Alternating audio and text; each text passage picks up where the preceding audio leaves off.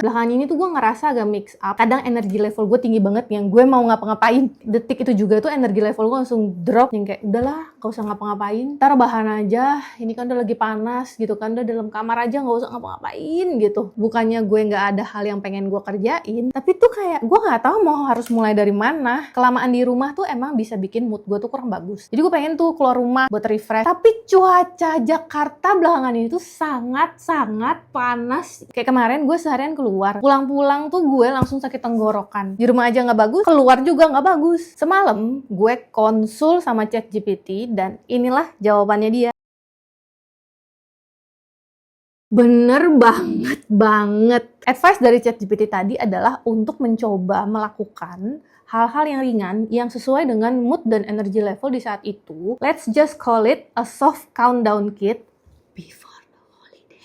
Yang akan kita bagi dalam 2 part. Part pertama yaitu minggu ini adalah hal-hal yang tidak terkait dengan liburan sama sekali. Jadi gue mau fokus sama apa yang ada di depan gue sekarang ini. Nah, kalau part 2-nya yaitu minggu depan itu bakal jadi final prep days di mana kita akan wrap up everything for my first autumn or fall trip. Yeah! Nah, pertama tuh gue mau journaling, mau keluarin apa yang dalam isi otak gue supaya nggak ruwet gitu di dalam otak gue.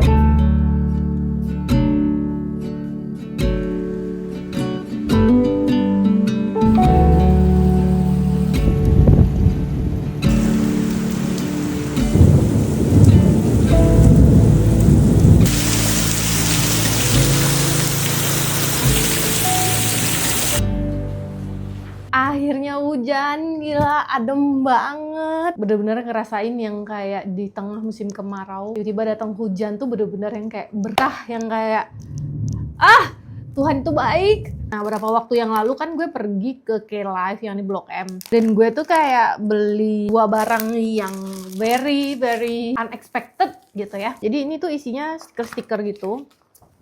Tempelin stikernya gitu loh, ada ini, ada berapa, misalnya ada berapa level lah dia gitu kan. Hasilnya bisa bikin kayak gini.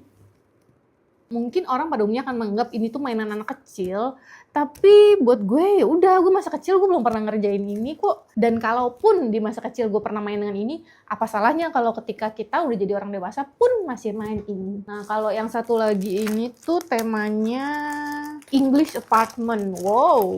Dan katanya hasilnya kayak gini.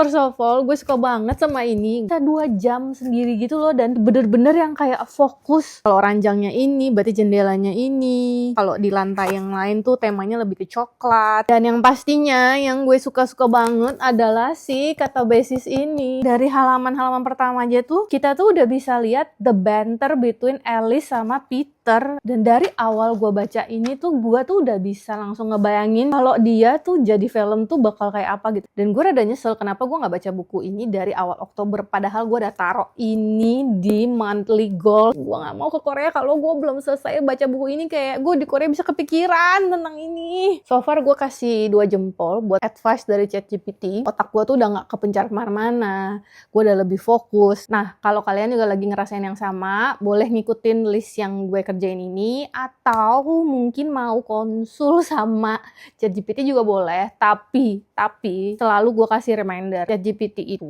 bukan orang, dan dia juga bukan diri lo sendiri. Jadi lo yang harus paling tahu apa yang dia tulis. Kira lo bisa kerjain nggak ya? Kira-kira bener apa enggak ya? See you on part 2. Bye-bye!